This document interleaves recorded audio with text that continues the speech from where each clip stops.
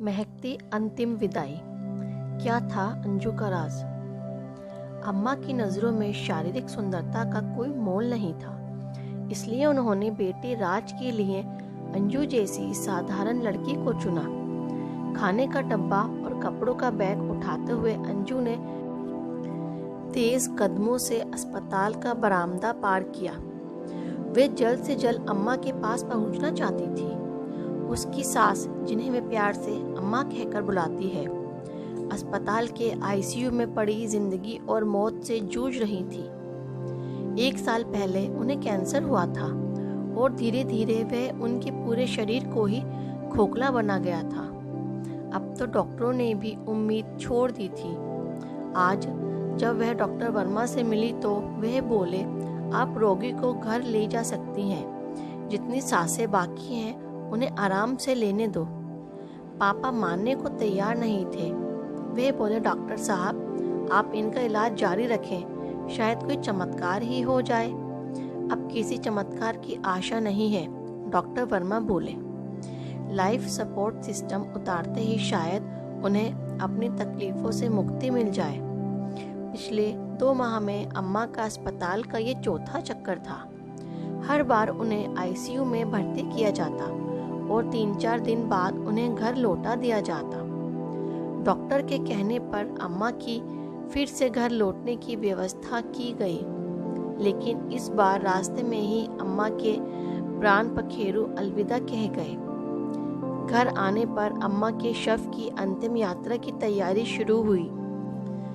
वह सुहागिन थी, इसलिए उनके शव को दुल्हन की तरह सजाया गया। अंजू ने अम्मा के खूबसूरत चेहरे का इतना श्रृंगार किया कि सब देखते ही रह गए। अंजू जानती थी कि अम्मा को सजना संवरना कितना अच्छा लगता था। वह अपने रूप के प्रति हमेशा ही सजग रही थी। बीमारी की अवस्था में भी उन्हें अपने चेहरे की बहुत चिंता रहती थी। उस दिन तो हद ही हो गई जब अम्मा को 4 दिन तक अस्पताल में रहना पड़ा था। कैंसर ब्रेन तक फैल चुका था, इसलिए वे ठीक से बोल नहीं पाती थी।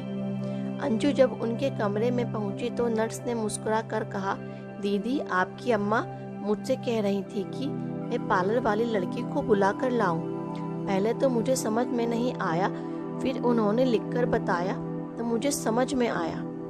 आंटी मरने वाली हैं, फिर भी पार्लर वाली लड़की को बुलाना चाहती हैं। ये बताकर नर्स कमरे से चली गई तो अंजू ने पूछा, अम्मा क्या चाहिए? अम्मा ने इशारे से बताया कि थ्रेडिंग करवानी है। जब से उनकी कीमोथेरेपी हुई थी उनके सिर के बाल तो खत्म हो गए थे, पर दाढ़ी मूछी उगनी शुरू हो गई थी। घर में थी तो वह अंजू से प्लकिंग करवाती रहती थी, पर अस्पताल जाकर उन्होंने महसूस किया कि 4-5 बाल चेहरे पर उग आए हैं, इसलिए वे पार्लर वाली लड़की को बुलाना चाहती थी। अम्मा की तीव्र इच्छा को देखकर अंजू ने ही उनकी थ्रेडिंग कर दी थी। फिर उनके कहने पर भवों को भी तराश दिया था। एक संतोष की आभा उनके चेहरे पर फैल गई थी और थक कर वह सो गई थी। नर्स जब दोबारा आए तो उसने अम्मा के चेहरे को देखा और मुस्कुरा दी। उसने पहले तो अम्मा को गौर से देखा, फिर एक भरपूर नज़र अंजू पर डालकर बोली, दीदी, आपकी लव मैरिज हुई थी क्या? नहीं, ऐसा नहीं हो सकता, नर्स बोली। अम्मा तो इतनी गोरी और सुंदर है, फिर आप जैसी साउथ इंडियन लगने वाली लड़की को उन्होंने कैसे अपनी बहू बनाया? ऐसे प्रश्न का सामना अंजू अब तक हजारों बार कर चुकी थी। सास बहू की जोड़ी को एक साथ जिस किसी ने देखा उसने यही प्रश्न किया कि क्या उसका प्रेम विवाह था। यह तो आज तक अंजू भी नहीं जान पाई थी कि अम्मा ने उसे अपने बेटे राज के लिए कैसे पसंद कर लिया था। जितना दमकता हुआ रूप अम्मा का था वैसा ही राज का भी था, यानी राज अम्मा की प्रतिमूर्ति था। जब अंजू को देखने अम्मा अपने पति और बेटे के साथ पहुंची थी तो उन्हें देखते ही अंजू और उसके माता पिता ने सोचा था कि यहाँ से ना ही होने वाली है, पर उनके आश्चर्य का तब ठिकाना नहीं रहा जब दूसरे दिन फोन पर अम्मा ने अंजू के लिए हाँ कह दी थी। अम्मा कुंडली के मिलान पर भरोसा रखती थी और परिवार के ज्योतिषी ने अम्मा को इतना भरोसा दिला दिया था कि अंजू के साथ राज की कुंडली मिल रही है। लड़की परिवार के लिए शुभ है। अंजू कुंडली में विश्वास नहीं रखती थी। हाँ, कर्तव्य पालन की भावना उसके मन में कूट कूट कर भरी थी। इसलिए वह अम्मा के लिए उनकी बेटी भी थी, बहू भी और सहेली भी। सच है कि दोनों ही एक दूसरे की पूरक बन गई थी। उनके मधुर संबंधों के कारण परिवार में हमेशा ही खुशहाली रही। अम्मा के रूप को देखकर अंजू के मन में कभी भी ईर्ष्या उत्पन्न नहीं हुई थी। कहीं पार्टी में जाना होता तो अम्मा अंजू की सलाह से ही तैयार होती और अंजू को भी उनको सजाने में बड़ा आनंद आता था। अंजू खुद भी बहुत अच्छी तरह से तैयार होती थी। उसकी सजावट में सादगी का समावेश होता था। अंजू की सरलता, सभ्यता और आत्मविश्वास से भरा व्यवहार जल्दी ही सबको अपनी ओर खींच लेता था। घर में भी अंजू ने अपनी सेवा से अम्मा को वशीभूत कर रखा था। जब जब अम्मा को कोई कष्ट हुआ तब तब अंजू ने तन मन से उनकी सेवा की। 10 साल पहले जब अम्मा का पाँव टूट गया था और वे घर में कैदी बन गई थी, ऐसे में अंजू 3 सप्ताह तक जैसे अम्मा की परछाई ही बन गई थी।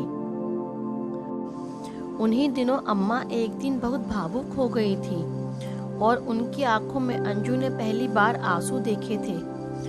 उनको दुखी देखकर अंजू ने पूछा था, अम्मा क्या बात है? क्या मुझसे कोई गलती हो गई? नहीं नहीं, तेरे जैसी लड़की से कोई गलती हो ही नहीं सकती। मैं तो अपने बीते दिनों को याद करके रो रही हूँ। अम्मा, जितने सुंदर आपके पति हैं उतना ही सुंदर और आज्ञाकारी आपका बेटा भी है। घर में कोई आर्थिक तंगी भी नहीं है, फिर आपके जीवन में दुख कैसे आया? अंजू, दूर के ढोल सुहाने लगते हैं, ये कहावत तो तुमने सुनी ही होगी। मेरी ओर देखकर सभी सोचते हैं कि मैं सबसे सुखी औरत हूँ। मेरे पास सब कुछ है, शोहरत है, पैसा है और एक भरा पूरा परिवार भी है। अम्मा, साफ साफ बताओ ना, क्या बात है? आज तेरे सामने ही मैंने अपना दिल खोला है। इस राज को राज ही बना रहने देना।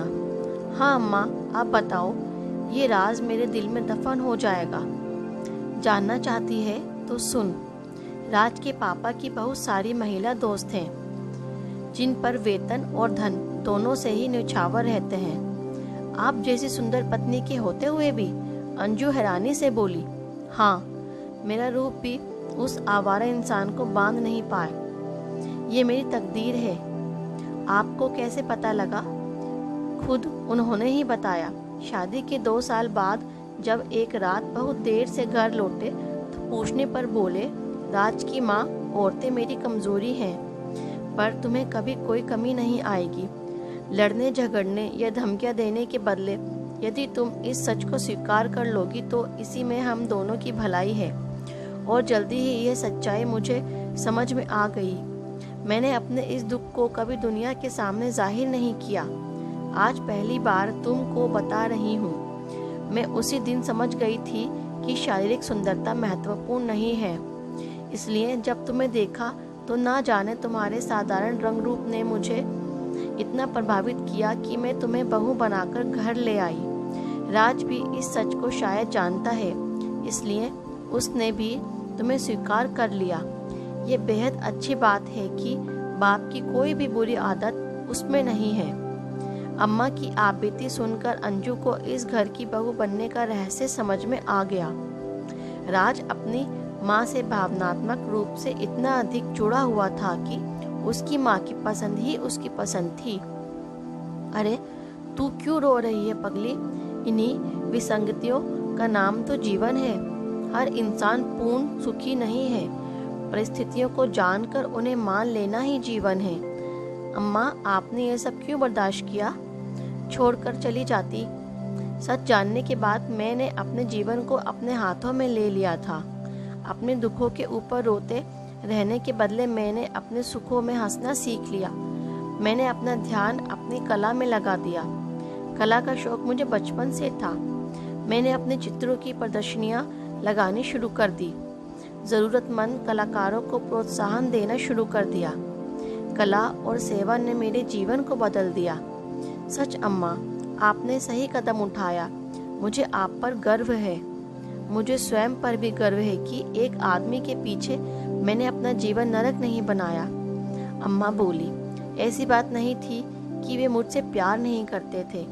जब एक बार मुझे टाइफाइड और मलेरिया एक साथ हुआ तो वो मेरे पास ही रहे। जैसी आज तुम मेरी सेवा कर रही हो, वैसे ही 21 दिन इन्होंने दिन रात मेरी सेवा की थी। अब जब से अम्मा को कैंसर हुआ था, तब से पापा ही दिन रात अम्मा की सेवा में लगे थे। आज उनकी मृत्यु पर वे ही सबसे ज़्यादा रो रहे थे। उनके आंसू थमने का नाम ही नहीं ले रहे थे। अम्मा के अंतिम दर्शन पर वे बोले, अंजू बेटा, तुमने अपनी माँ को सजा तो दिया है, पर एक बात तुम बिल्कुल भूल गई हो। पापा, क्या बात? परफ्यूम लगाना भूल गई हो। वह बिना परफ्यूम लगाए कभी बाहर नहीं जाती थी। आज तो लंबी यात्रा पर जा रही है। उनके लिए एक बढ़िया परफ्यूम लाओ और उन पर छिड़क दो। मेरे लिए उनकी यही पहचान थी। जब भी किसी बढ़िया परफ्यूम की खुशबू आती तो मैं बिना देखे ही समझ जाता था कि मेरी पत्नी यहाँ से गुजरी है। आज भी जब वह जाए तो बढ़िया परफ्यूम की खुशबू मुझ तक पहुँचे। मैं इसी महक के सहारे बाकी के बचे हुए दिन निकाल लूँगा। इतना कहकर पापा फफक फफक कर रो पड़े। अंजू ने परफ्यूम की सारी शीशी अम्मा के शव पर छिड़क दी और 4 लोग उनकी अर्थी को उठाकर अंतिम मुकाम की ओर बढ़ चले।